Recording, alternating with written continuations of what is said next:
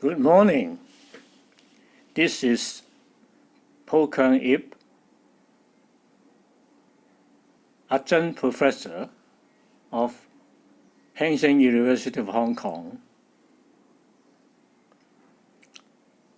I am very happy to be able to participate in this interesting symposium. A point of clarification before I present my paper. The title listed in the schedule is not exactly in conformity with what I proposed.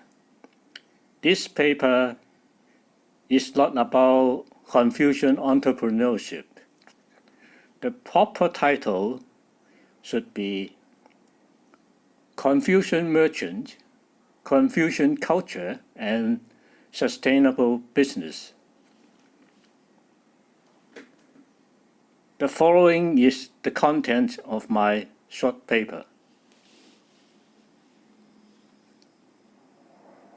Since the phenomenal economic rise of China and the rapid growth of its commerce, the emergence of Chinese merchants as the key player in the economy and society has increasingly attracted world attention. Among these merchants, many have called themselves Confucian merchants. The major question of this paper is, can the Confucian merchant develop and operate a sustainable business for both the Chinese communities and the world at large?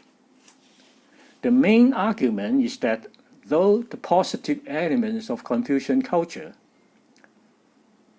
adopted by the Confucian merchant would provide some edge, the negative element would also pose serious challenge to the realization of the goal. The three key concepts of this paper are Confucian merchant, Confucian culture, and sustainable business. First, what is a Confucian merchant? In terms of the major attribute of a Confucian merchant, many definitions in general identify the following common characteristics, including to run the business using the Confucian values and principles, put great values of business morality, do not seek unethical wealth and profits, highly motivated in culture and learning, cultivated for the moral self and bringing good to the external world, etc. Another representative definition of Confucian merchant is the follows: people-based businessman, profit-guided and regulated by rightfulness, displaying the basic virtue of being kind, good, respectful, frugal, and forbearance.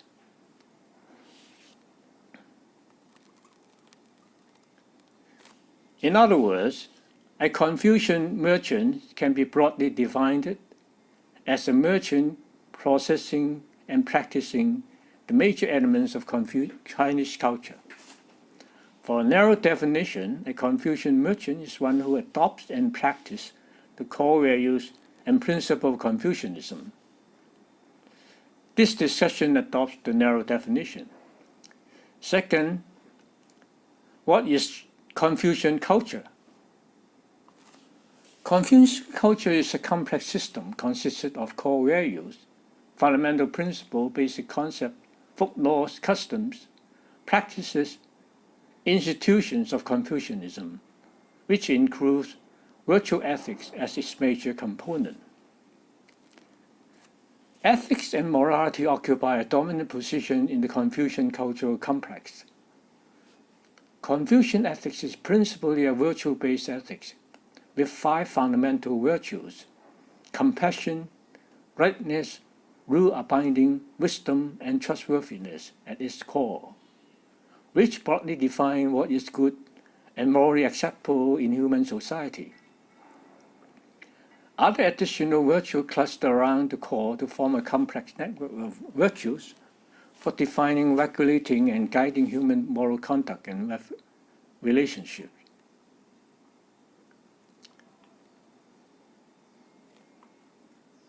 Confucian culture, where virtue ethics is embedded, contains the following basic elements: humanism, feminism, authoritarianism, paternalism, relationship orientation, hierarchism, etc., which are closely related and have different degrees of mutual reinforcing effects over each other.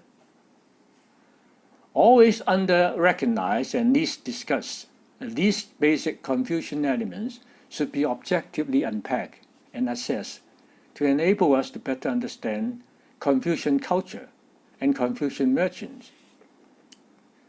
Only a few elements are explained below. First, humanism.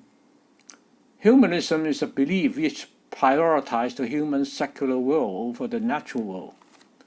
Transcendent issues are concerned only to this extent they affect the well-being of the human world.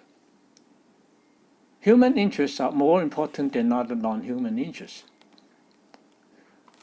Familialism, a form of collectivism, prioritizes familial values and interests over and above individual value and interest.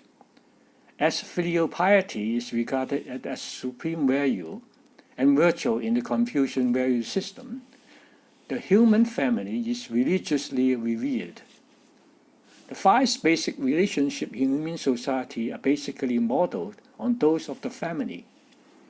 Familialism sees the values and interests of the human family, a collective entity, as supreme, and demands members' values and interests to be aligned with the family values and interests so as to serve the interests of the goal and goals of the family. Familial values and interests are superior to other values. Familialism also inspires and embraces paternalism, authoritarianism, and grandeur orientation, hierarchism, among others. What is sustainable business? A sustainable business is committed to practice the principle of sustainability in both its everyday operation and in the long-term development, developing the benefit equitably to all stakeholders and enhancing the cross-generational common good for humanity. Business sustainability is a state whereby business in its operation and development maintain a long-declining stock of natural and man-made capitals and innovatively developing and operating a combination of human, social, and ethical capitals to provide goods and services to meet the needs of the present and future generation, which is compatible with justice and universal values of humanity without compromising the well-being of the non-human species. Human capital refers to the quality of human agents participating in the production of goods and services.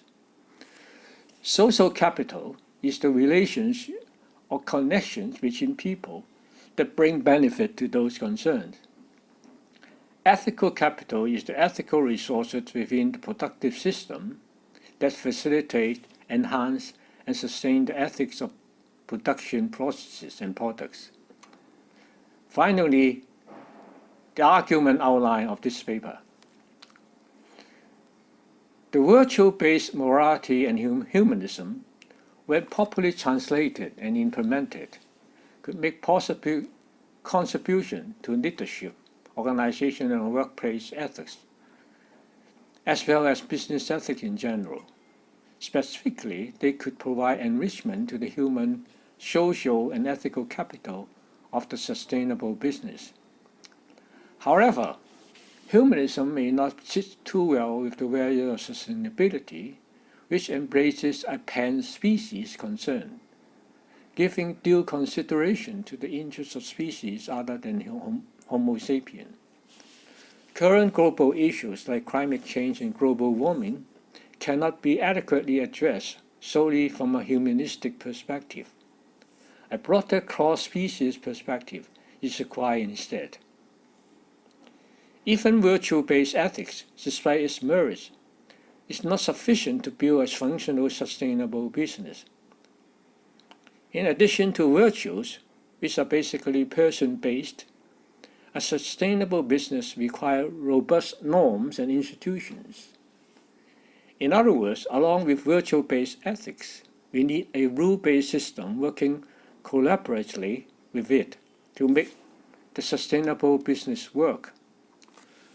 Familiarism puts interests of the family over and above the interests of other groups, community, and society, which contravene the ethos of common good endorsed by sustainability. Furthermore, preferential treatment of the family at the expense of other groups, communities, and societies violate the spirit of justice and fairness that are required of the sustainability business. Moreover, familiarism is closely associated with paternalism, authoritarianism, and guanxi orientation, hierarchism that are not conducive to sustainable business principles and practices, which cannot be discussed here. This concludes my short paper. Thank you very much.